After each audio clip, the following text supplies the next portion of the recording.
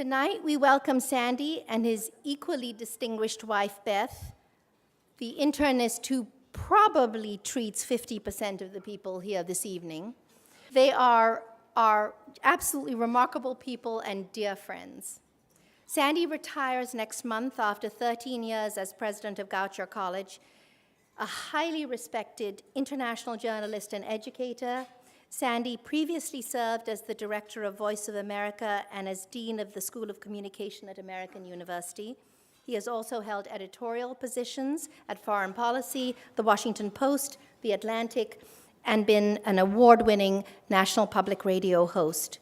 Recently, with 600 of his fans in attendance, Goucher announced that the flagship building on campus will be renamed the Sanford Ungar Athenaeum, citing the values that Sandy has promoted during his tenure: academic rigor through a liberal arts education, civic engagement, international experiences, diversity and a civil discourse, and lifelong learning. All of us at CDI can attest to the impact of Sandy's values and vision in the lives of students at Goucher and beyond. We are also proud and delighted to announce that later this year, Sandy will join the CDI board, bringing his vision and wisdom to our continued efforts to expand CDI's reach and impact. With Sandy's leadership and with wonderful support from key colleagues, including Michael O'Leary, Vice President for Enrollment, Goucher has become a tremendously valued CDI ally. They have hosted our counselors' retreat. They have mentored CDI scholars, several of whom are proud Goucher students and alumni. You will hear from one tonight. 6 scholars have been fortunate to be enrolled in the Educational Opportunity Program, which reflects Goucher's commitment to providing a superb education to a group of first-generation Maryland residents from underserved socioeconomic backgrounds. Goucher is the only college in the United States that mandates study abroad, expanding horizons for all students, but especially for those from low-income backgrounds who might not otherwise have such opportunities. Please join Nancy and me as we honor Sandy and stand with all of us as, with your support, we change promising lives. Sandy, this antique world map symbolizes your commitment to encouraging students to step outside their comfort zones, a key value also at CDI, and the citation reads, "For your unflagging commitment to improving undergraduate education, your passion for challenging students to explore new horizons, and your support for expanding educational opportunities for low-income, first-generation to college students, Collegiate Directions honors Sanford J. Ungar on this, the 8th of May, 2014.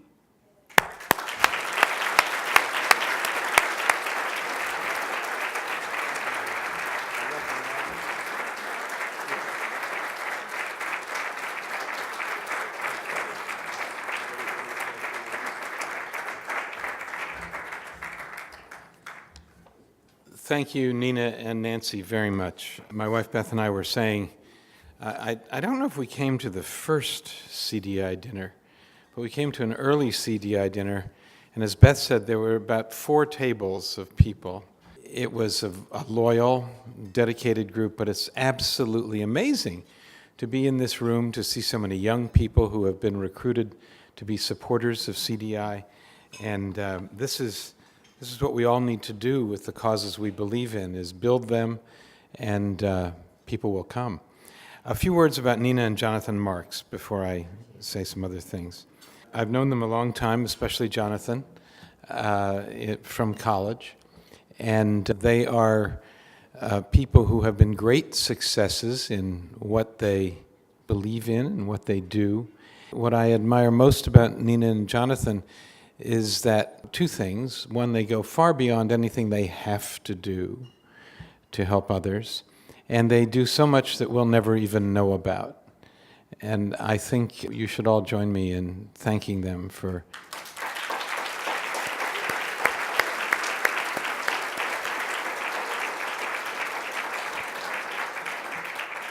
I also want to note Rachel Mazik, whom I met for the first time when she came to our campus at Goucher to run a CDI program. I mean, I know Nina's a very persuasive person. I have probably many people in this room know of Nina's persuasive abilities.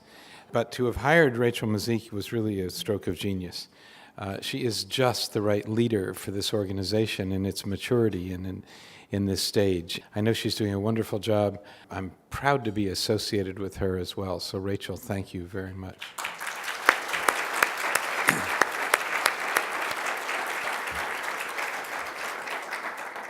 I was startled to find that it says in the program that I'm going to make distinguished remarks.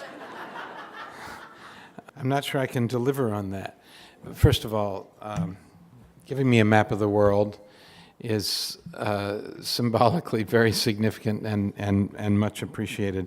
I'm very touched to be thought of by this organization on this occasion. As Nina mentioned, I'm stepping down next month after 13 years as president of Goucher. It's been a wonderful, wonderful time. I've worked with fabulous people, and above all, and I know this is true, a lot of college presidents say this, but I'm right, the best students in the world. Beth and I have had the great privilege of getting to know students over a period of 13 years who are just the most amazing people. And like CDI scholars, many Goucher students were not at the top of their class originally, did not take 20 AP courses, but had a drive to learn, a drive to succeed, and a curiosity, and now a great interest in international matters and in knowing a larger part of the world and coming back and telling us what we need to learn from the whole world. But I want to say a few things tonight about how important this work is that we're all supporting by being here tonight, and this work that CDI does. The replicable model that is spoken of. This is, in my view, some of the most important work to be done in America today. We have slipped from our ranking as the country in the world that has the highest percentage of its population graduating from college or university. I believe we're about 14th now, and the prediction is that we'll come down to around 20th or 25th before too many more years pass. There's a reason for that, and that is that for so many years, access to higher education was really restricted very narrowly. Even though we had good rhetoric, we didn't do enough to honor that rhetoric. We didn't make sure that people from lower socioeconomic strata, underserved populations, disadvantaged youth had an opportunity for a first-class college education. And you just look earlier at the institutions that CDI scholars are attending, and it's very, very impressive. So there are many organizations like this around the country that have sprung from the soil. CDI is, because I know a lot about CDI, because we at Goucher have had the benefit of many CDI scholars enrolling in our educational opportunity program. And by the way, a footnote here, I said to Nina tonight, I was so pleased to have known some of these CDI scholars who were at Goucher, and she rattled off the name of every one that had come to Goucher, and that was pretty remarkable, I thought. When I had the first name, she gave me the last name. But this work points out to us the talent and the potential that is hidden in plain sight in this society and in this country. And if we stick with the old system of simply enrolling in colleges and universities, the best colleges and universities, all colleges and universities, if we only enroll those who are the most obvious people and who do take all those AP exams and who have the highest scores, we will be faced with a declining percentage of our population that is educated, and in most cases a liberal arts education, and that is in a position for leadership in this society, and it will dwindle. The role of higher education, among other things, is to broaden the elite in this country.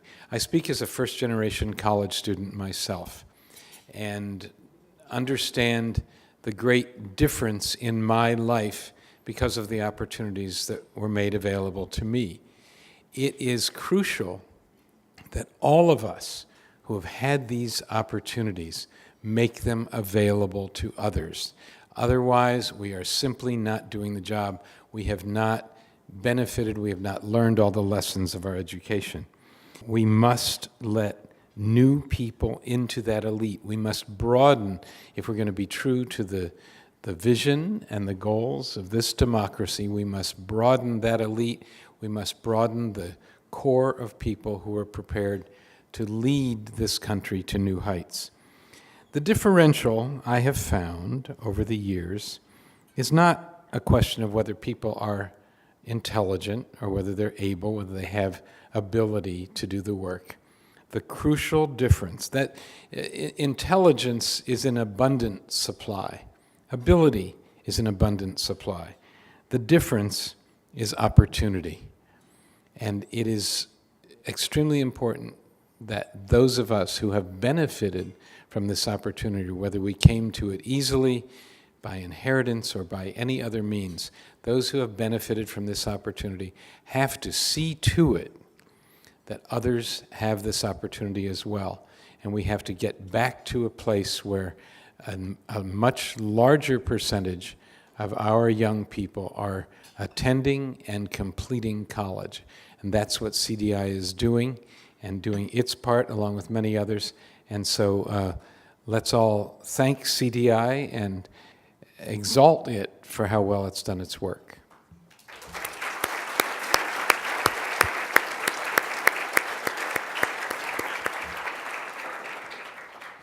So I'm humbled by your award. It's a very nice thing to receive some recognition for what we've done at Goucher. And it's really been a group project, not just mine, but we have, Michael O'Leary, my colleague, can provide some precise statistics. But basically in the last dozen or so years, we've gone from a student population that was approximately 7 or 8% minority to a student population that's about 33% minority. And that's hard work.